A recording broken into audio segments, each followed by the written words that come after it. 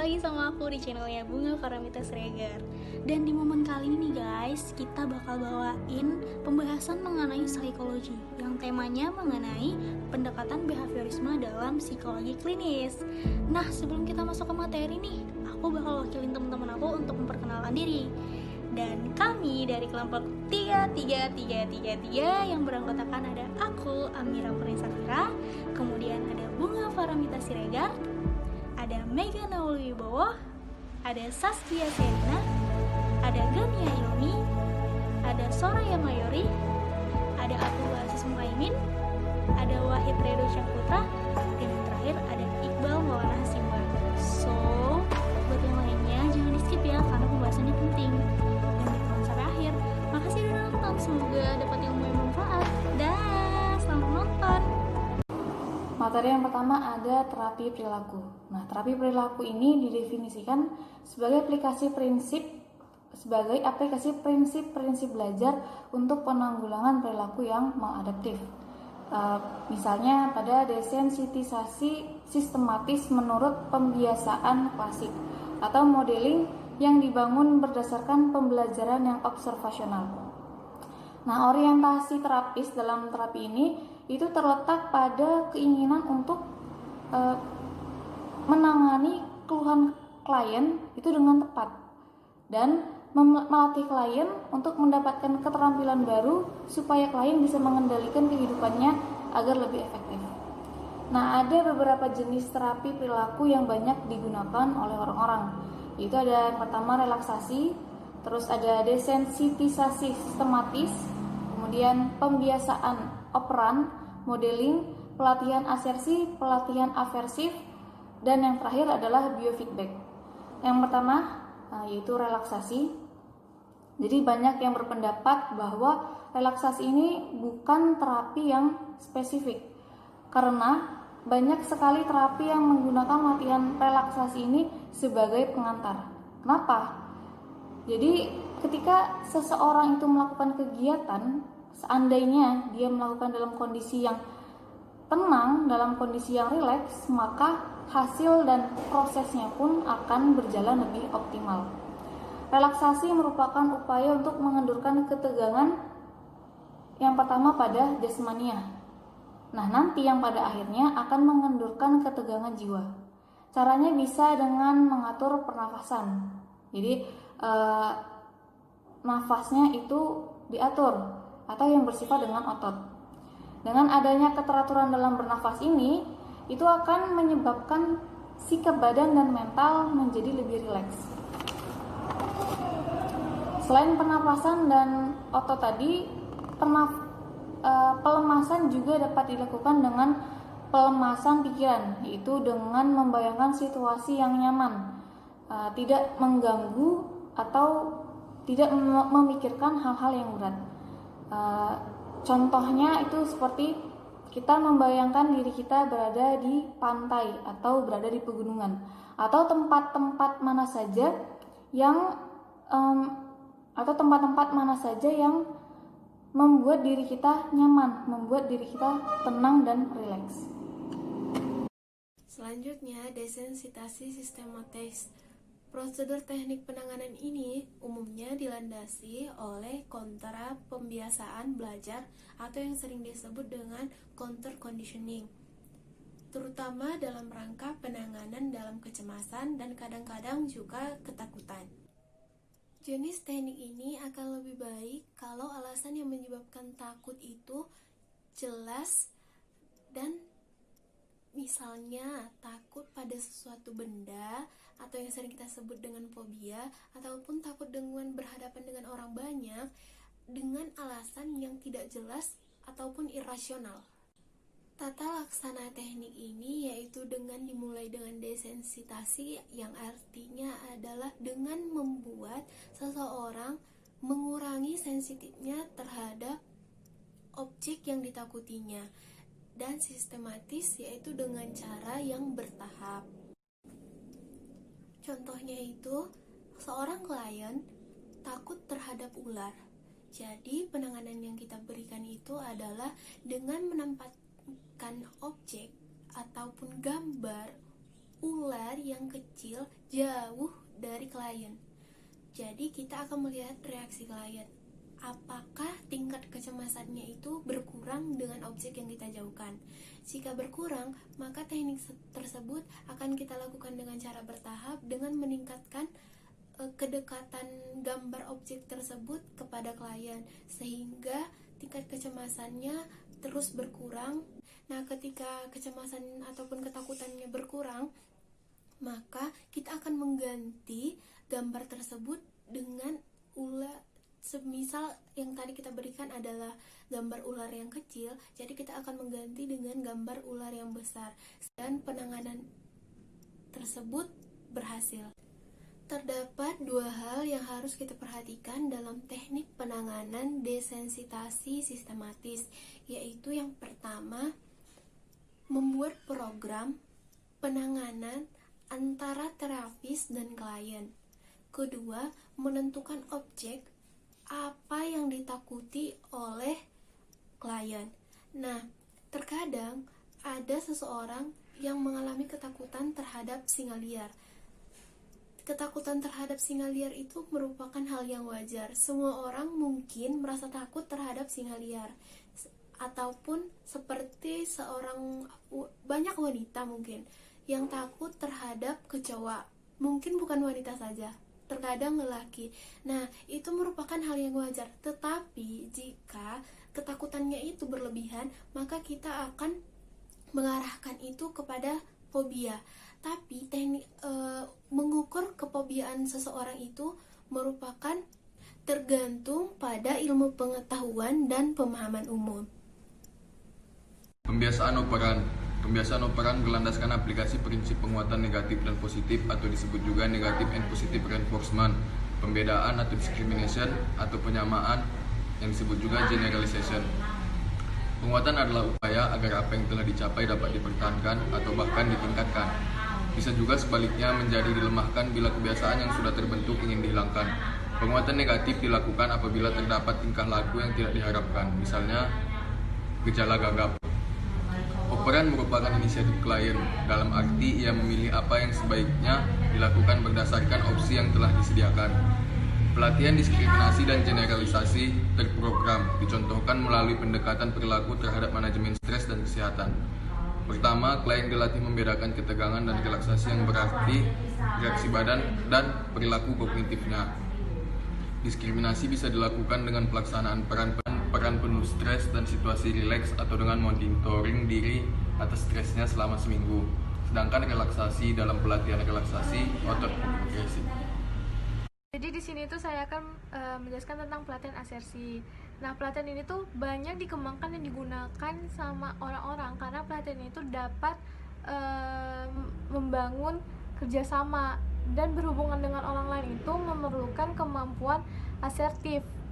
Jadi kemampuan asertif itu adalah kemampuan untuk mengekspresikan apa yang ada di dalam diri seseorang secara mandiri, tegas, serta memuaskan, rasional, tanpa mengagresi dan mengikuti orang lain. Karena sekarang tuh banyak orang-orang yang dia sukar dalam berpendapat gitu, dia sukar dalam mengekspresikan perasaannya baik secara positif maupun negatif. Terus juga dia tuh sulit gitu untuk mengatakan tidak pada hal-hal yang tidak penting gitu. Training ini atau pelatihan asersi digunakan untuk mengatasi gangguan obsesif kompulsif, terus alkoholisme, perilaku agresif dan eksplosif, penyimpangan seksual, cemas saat berpacaran, dan kelemahan bersosial.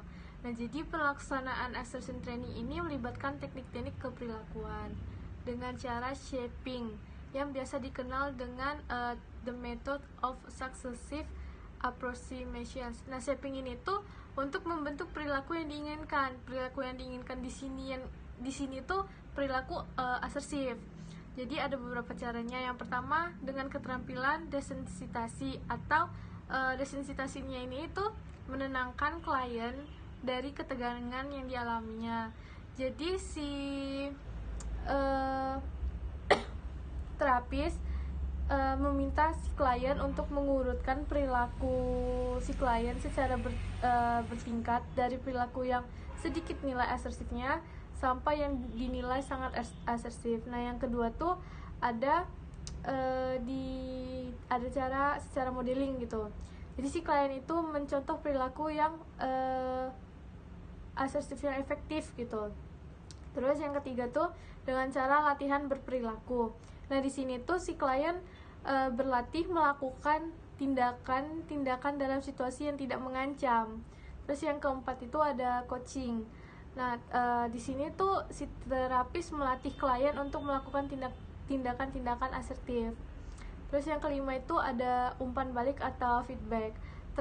Di sini tuh maksudnya si terapis menyediakan penguat dan saran-saran ketika klien berada dalam situasi pelatihan.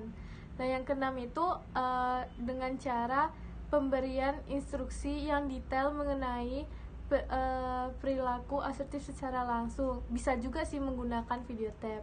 Nah, menurut penelitian-penelitian yang ada disimpulkan bahwa yang paling efektif itu adalah kombinasi dari semua teknik-teknik yang ada. Saya akan menjelaskan tentang modeling. Teori yang melandasi teknik terapi ini adalah mengenai belajar melalui pengamatan atau sering juga disebut belajar sosial dari Walter dan Bandura. Teori ini juga memiliki prinsip kerja, yaitu memodifikasi tingkah laku melalui pemberian penguatan agar konselor terdorong untuk mengubah tingkah lakunya. Tujuan modeling adalah seorang anak bisa merubah perilaku yang maladaptif dengan menirukan model nyata. Menurut Bandura, terdapat 4 proses yang terlibat di dalam pembelajaran melalui pendekatan modeling, yaitu perhatian, pengendapan, reproduksi, motorik, dan penguatan. Terdapat 2 konsep yang berbeda dalam modeling, yaitu antara coping dan mastery. Mastery model menampilkan perilaku ideal. Contohnya bagaimana menangani ketakutan. Sebaliknya, coping model pada dasarnya menampilkan bagaimana ia tidak merasa takut untuk menghadapi hal yang semula menakutkan. Selanjutnya akan dilanjutkan oleh teman saya.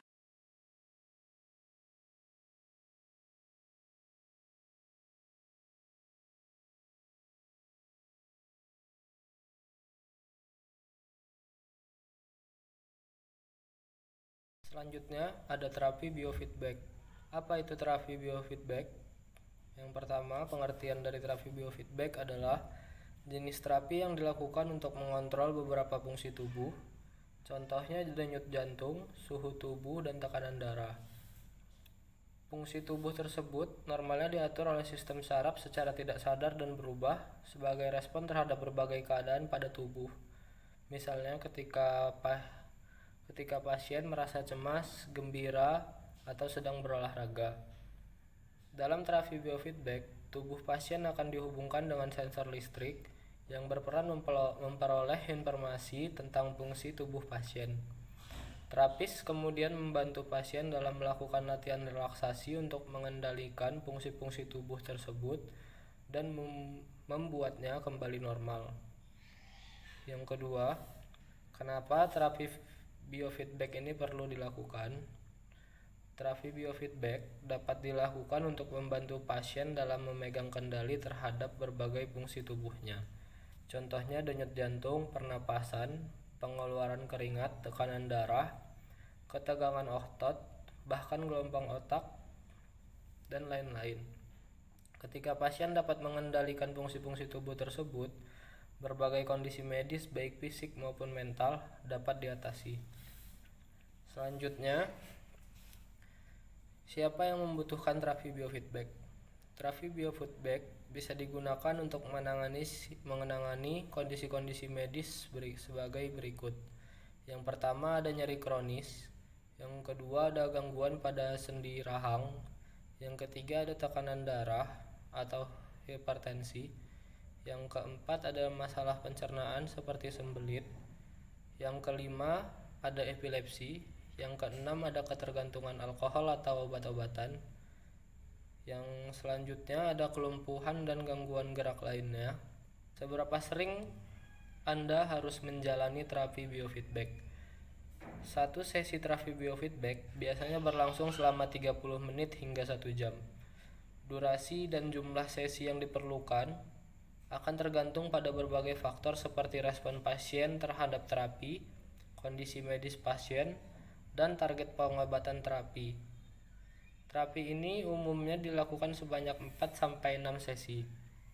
Pada beberapa kasus, jumlah terapi yang diperlukan bisa lebih banyak, yakni 8-10 sesi, tergantung parahnya kondisi medis seseorang.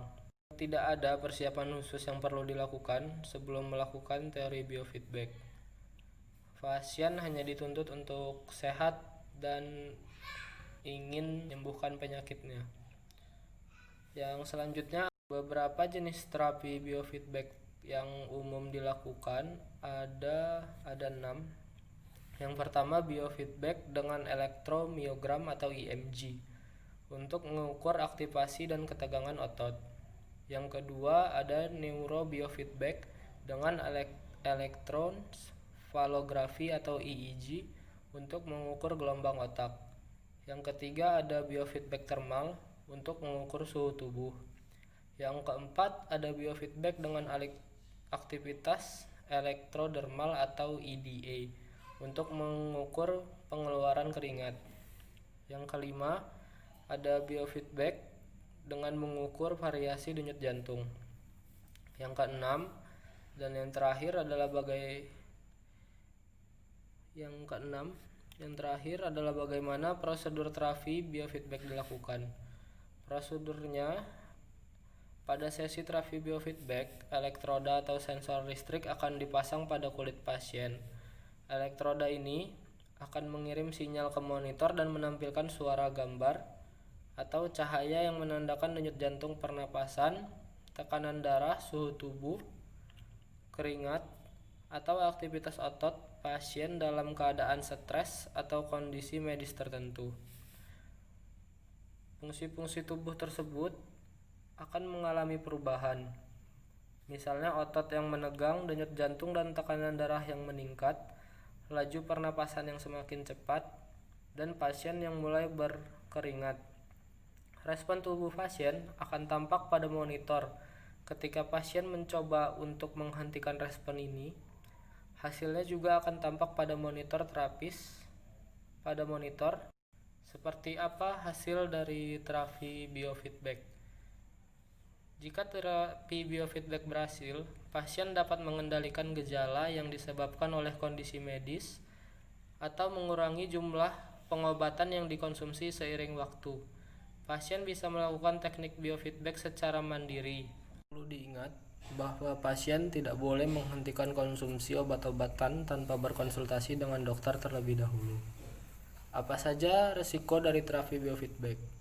Terapi biofeedback tergolong terapi yang sangat aman selama dilakukan dengan bimbingan terapis profesional dan dokter.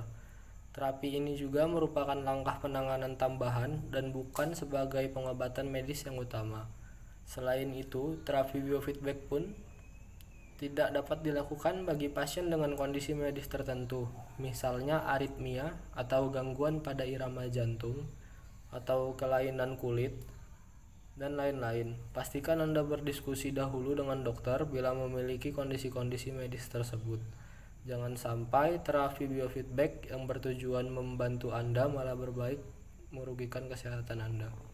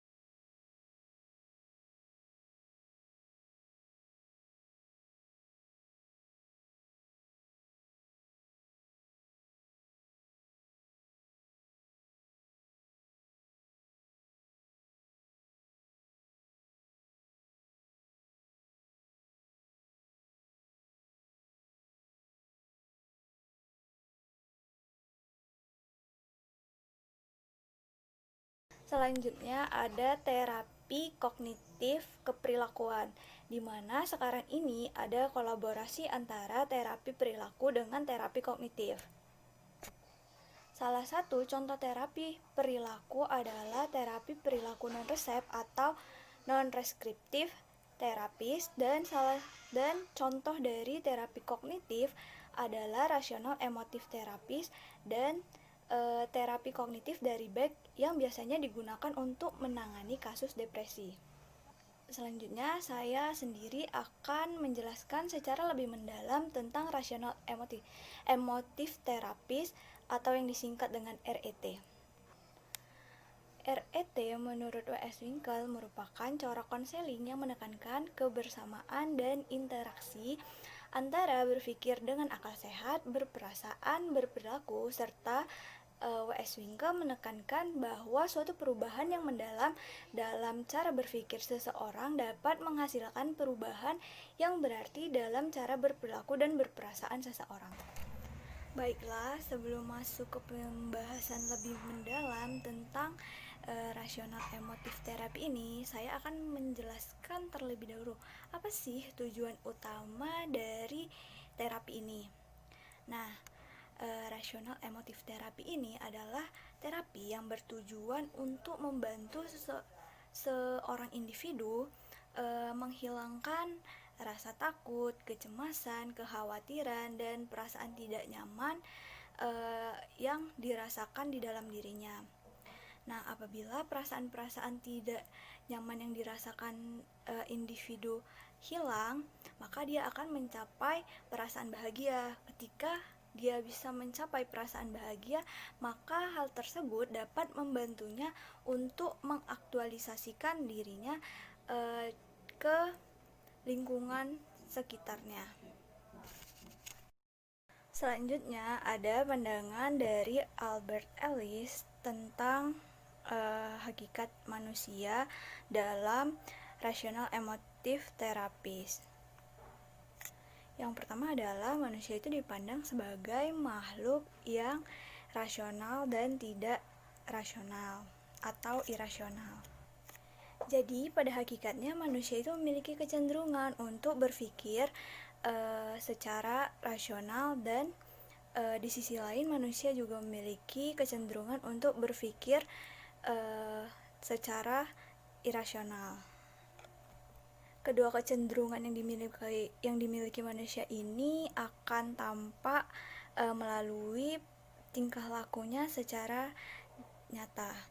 Nah, dengan kata lain dapat dijelaskan bahwa manusia memiliki kecenderungan untuk berpikir secara rasional, maka secara langsung, secara otomatis perilaku yang ditampilkan adalah perilaku yang logis dan dapat diterima oleh akal sehat.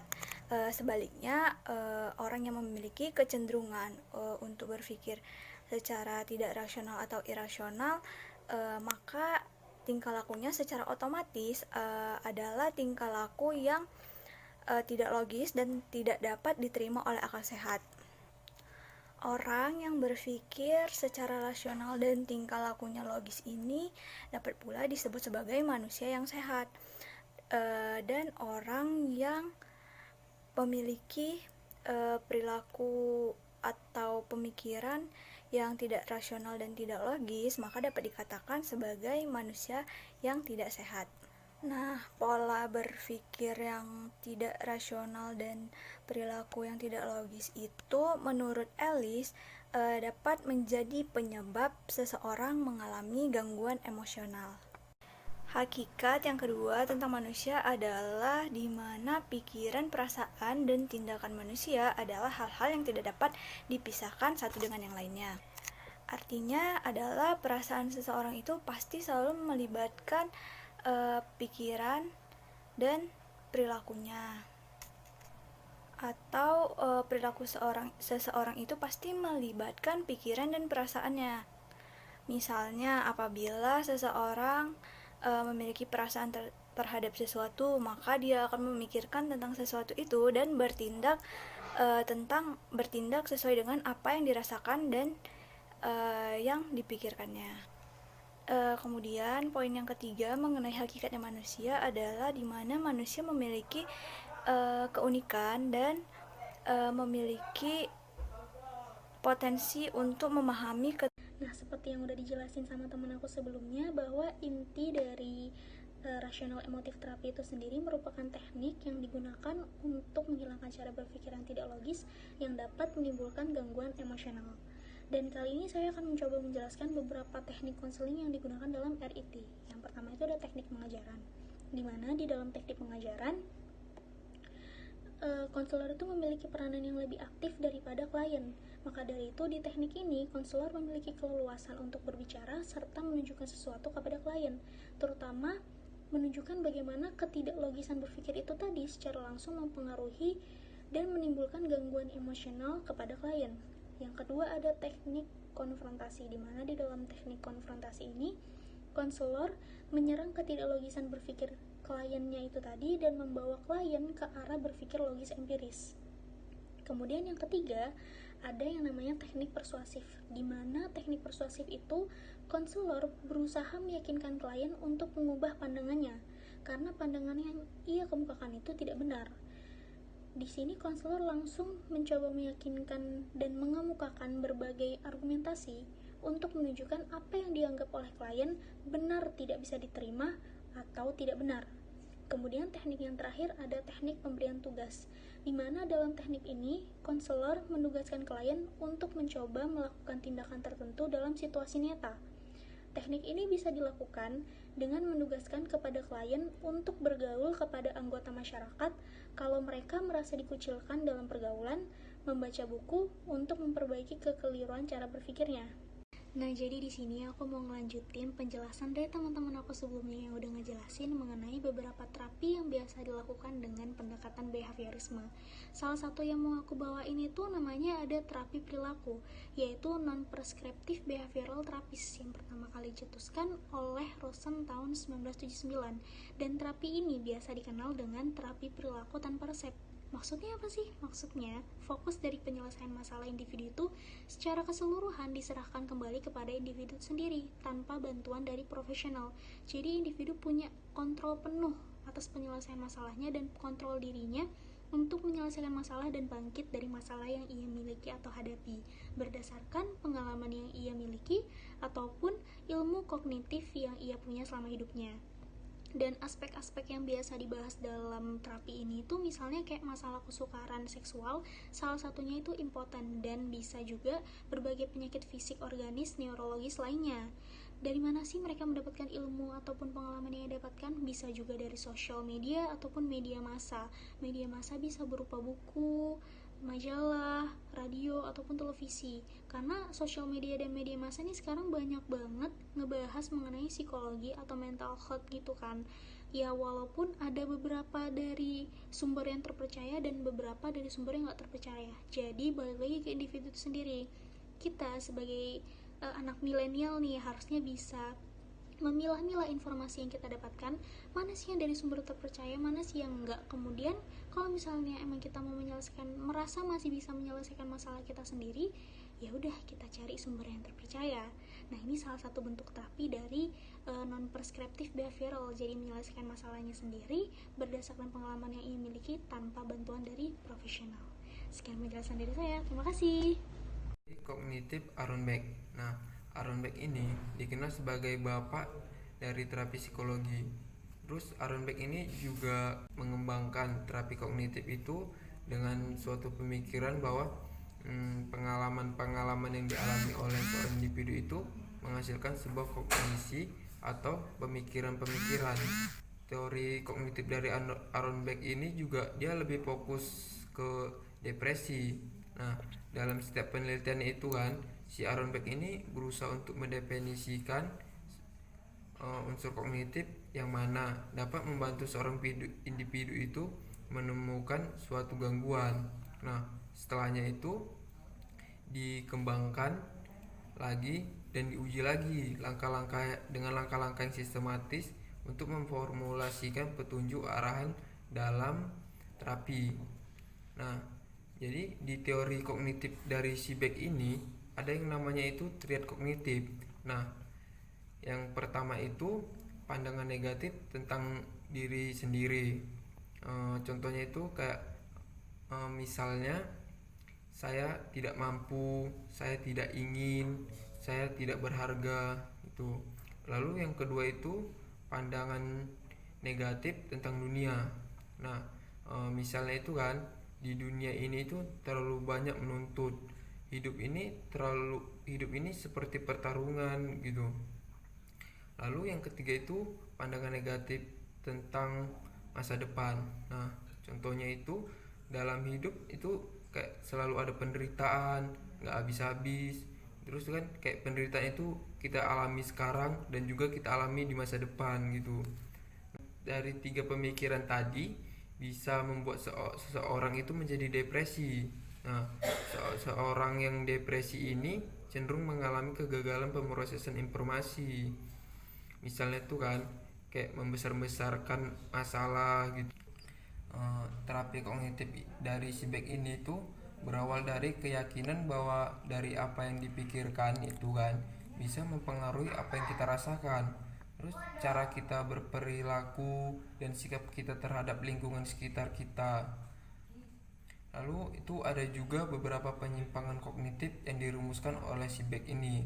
Nah, yang pertama itu ada all or nothing thinking, yaitu sebuah keadaan di mana kita melihat semua hal dalam kategori itu hitam putih.